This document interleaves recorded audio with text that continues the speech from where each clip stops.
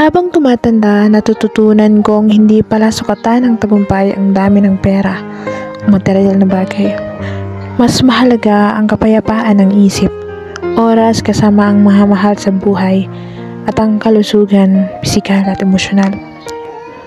Noong bata pa ako, akala ko ang pinakamahalagang bagay sa buhay ay mabutang mataas na pangarap, magkaroon ng maraming ari-arian at mapatunayan ng sarili sa iba.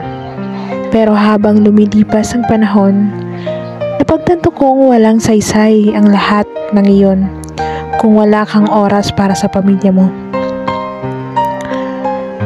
para sa sarili mong kasiyahan at para sa kalusugan mo.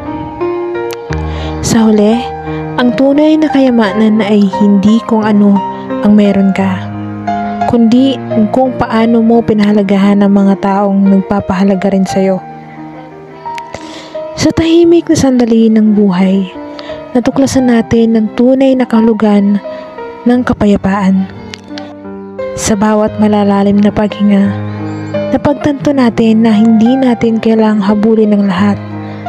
May tamang oras ang bawat bagay. Ang mundo ay patuloy na umiikot, ngunit hindi natin kailangan makipagsabayan sa pagmamadali nito. Sa pagtanggap sa kasalukuyan, natuto tayong magpasalamat sa kung anong meron tayo at hayaan ang mga bagay na wala sa ating kontrol. Tunay na ang kapayapaan ay hindi hinahanap sa labas, kundi sa loob ng ating puso.